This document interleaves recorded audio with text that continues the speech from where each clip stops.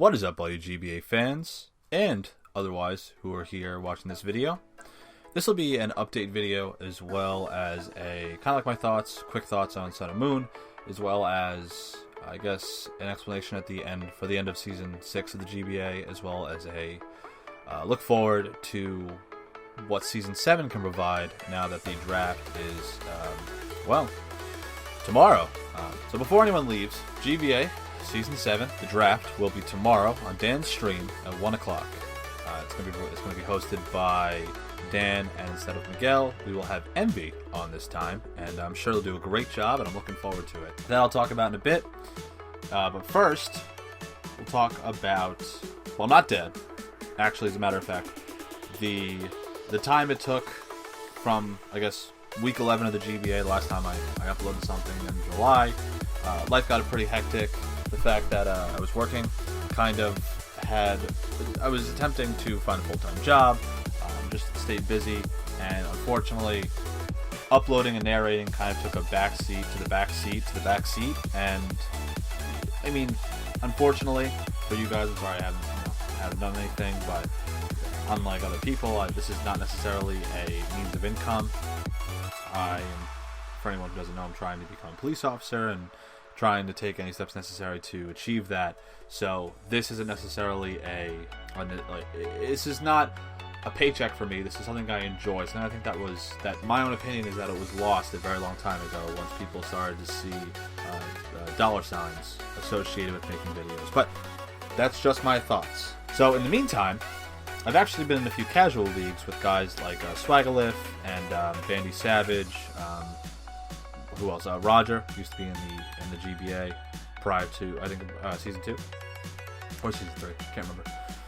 And then guys like Nick also, and Pippo. So that I've stayed in that league kind of to stay sharp. I had a season just at the end of GBA Season 6. I had things like Victini, Mega Metachamp, Thunderous Eye, a bunch of very good mons, and it was a fun season. I made it to the first round of the playoffs, and with every intention of uploading those matches, I ended up clearing, or I think Firefox, don't make fun of me, ended up clearing all of my cookies.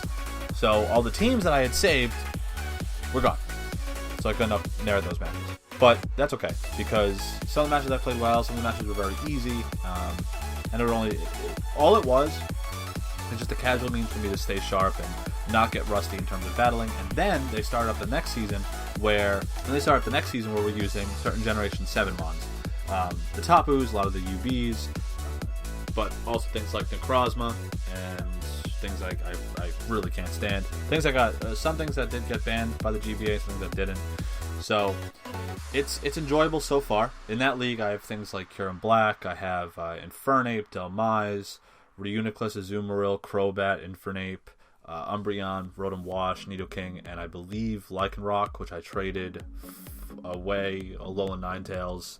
And I also initially I also drafted Trash Dragon, aka Fisty Clangy Scales Dragon, aka Kamo. First overall, and that was not a good choice with all the fairies running around. It's funny because if Kamo was released a generation ago, it would be very good. It would actually be usable, but with all the new Tabus running around and the fairies and all that, and the fact that it's afraid of kisses and moonlight, does not make it good whatsoever. That's just my baseline thoughts about Kamo. I've been doing that in my downtime, very casually. I actually have the intention of uploading a few of those matches in regards to this season that now has the newer mons, and there's some good matches. I'll probably clump them up with the first time I battle a coach and the second time I battle them, and hopefully you guys enjoy those. I know those won't get a lot of views, but hey, who cares?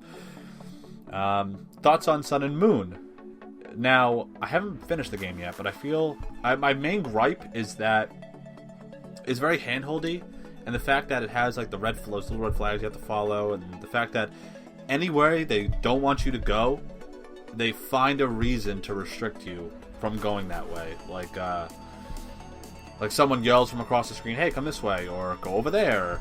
Especially in the amount of cutscenes in this game are absolutely ridiculous. The fact that everything requires a cutscene, and that there is such a non-fluidity to how the NPCs move in cutscenes, or how kind of redundant it is.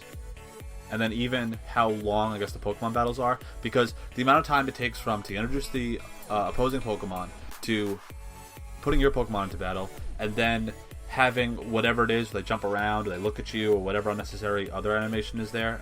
That's my problem with this game. I'm trying to get through as fast as I can. That was my minute review of Pokemon Sun and Moon. Now, the real meat and cheese of this video, meat and potatoes, actually, is GBA Season 6. Now, you may be asking, why did you not upload your battle against John? Well, at that point, being 6-0'd twice by the same coach wasn't necessarily the most fun idea. Don't get me wrong, I did try and sit down. I did try to narrate. It didn't go well. There was no way I couldn't sound salty, even a month after having that match. He just kind of went for it, and it worked, because the problem with that team is that it was like building a wall with Swiss cheese or with like aluminum foil. It was not going to work. There were so many problems, 4 Pokemon weak to electric, many Pokemon weak to ice. There were so many problems. An ice weakness, a dark weakness. Pick whatever mon you want to, and there was a weakness to it. Because of that team was not fun to build with. That team was not fun to use. And I had to makeshift defense and makeshift offense every single week, regardless of my opponent. The only matches I think that actually went well were my matches that I won, being, good, solid showing of what I could do with a good team. That's kind of going to be the motif when I go into Season 7. Right now, you're going to see a graphic that's going to showcase what mons I liked. It's going to have every mon I picked from the entirety of the season of Season 6. Right? We show the mons that I had before I dropped for free agents, and the mons that I traded for and away, being Mamoswine and Melodic. You had like Luxray, Machamp, and Noivern, which I got Sawk, Tyrantrum, and Xatu. No, not Xatu. Gligar for. So, with all that in mind, right now, that is going to show what mons I will draft again and what mons I probably won't draft again. Things I did like. Melodic is a great Pokemon. Gligar were fun, assuming that I can, pass stats around. Cobalion was okay as a rock setter, but that's kind of its only purpose. Sawk was cool. I would pick Sawk again. Starmie and Sylveon I probably won't pick as soon as I did ever again. And things like Tyrantrum and Xatu. It's weird how I can make lesser tiered mons look good. First, anyone who remembered me using Probopass, it was kind of fun using Probopass, and then you have things like Xatu, which actually showed that it could take on a Rotom. Shocker. And then Tyrantrum was just fun to set up with and kind of use late game, as it was probably my only mon I could use to set up with late game. But I certainly won't draft Sylveon probably ever again. Arcanine I'm going to try and stay away from because of the fact that I just used it so many times, and kind of want to spice it up a little bit, use some of the newer fire types. And then having 2 water types because Nick pulled out his trading away Drapion for Jellicent kind of pissed me off. So that's why that was there, for anyone who didn't know that. Mega Aerodactyl, while it's fast, is limited. I don't really like that. I kind of like having a lot of options, and I don't think that Mega Aerodactyl provided that. And then you have, this is a minority opinion, but I don't like Mamoswine. I don't think I ever will like Mamoswine. And Noivern, too fast. But not, it's just a pivot mon or a revenge killer, which I had enough of those, or this team is bad. And then Machamp was fun. I would use Machamp again. And Luxray, in a tier system, is probably good-ish, but in a free draft, no. I know the GBA this season will be doing a free draft because we haven't established tiers yet for all the new mons, but next season it'll go back to tier draft. But yeah, certainly my favorite mons were Melodic, Xatu, and Tyrantrum this season, and Sawk. Alright, so with that out of the way, we'll talk about Season 7. My hopes for Season 7 is to not suck. There are a lot of new coaches, there's a lot of potential for it to be a great season. The new mons are certainly going to throw people for a twist. The new mons are certainly going to allow for a lot of different opportunities, I guess you can say, with all the new topos, the UBs that we didn't ban, and a lot of the changes. The free draft is certainly going to help. So I'm excited about the new prospect, and knowing me, regardless of what happens, that Season 7 will be better than Season 6 because I'll have a better team. I'll have a better draft, and I certainly won't box myself in by drafting Sylveon, Starmie, and Cobalion round 1, 2, and 3, and then going, shit. Because then I don't have, I essentially handcuff myself, like both hands, and then have to, box somebody. That doesn't work that well. So my main goal for Season 7 is I'd like to maybe draft 4 or 5 bulky mons, and then the rest just be offense, with the utilization of Z crystals on one Pokemon. That should allow for at least some more breaking potential, and no status, no Z, Omni boost moves or evasion boosting moves. It should allow for more potential to at least create openings for my team. And that's kind of what I'm going for. Also, with the CCL, kind of what I've been learning and how I've been battling more, the fact that I could utilize more breakers, the things I can set up, things that maybe can utilize subs and like Nasty Plot, Swords, and stuff like that. With all those things in mind, that's kind of how I want to look at the upcoming team, and have things of that nature, because my Season 6 team, now, while I had traditionally just revenge killers or scarfers or things that hit hard provided the right item or situation, I didn't have things I could set up and blatantly threaten the other team, because the other team just had to, like we saw with John's team, or we saw with Lars, just had to bring the right sets and then just stop whatever it is I had planned, and that was very disheartening.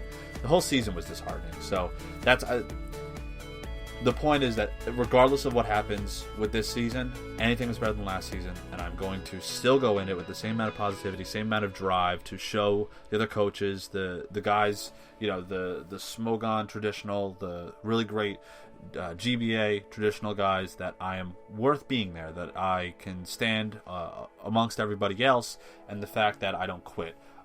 I know you could argue that last season I quit when I had my battle against John by not uploading it, but I couldn't provide a good quality to that match without sounding like an absolute jerk. So that's the reason for that, and if any of you have a problem with me about that, please talk to me about it in the comments. I'll gladly respond.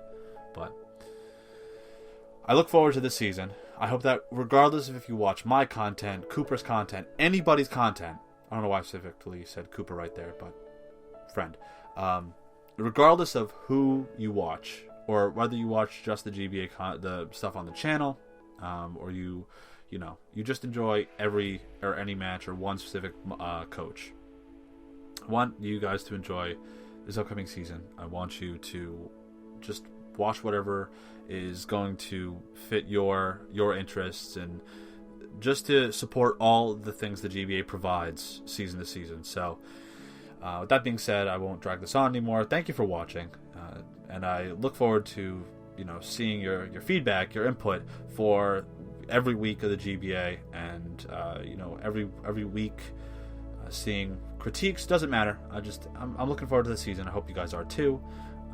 And you'll hear back from me very soon with a draft analysis after the draft stream. Again, draft stream is tomorrow. Dan's stream, 1 o'clock Eastern Standard Time. And it's going to be Dan with Envy. So hope to see you all there. I know I'll be in and out, but yeah, it should be a fun time. And with that being said, have a great day, everybody. Thank you for sticking around for 14-ish minutes. I know that's what updates videos are. And I will see you all soon. Later.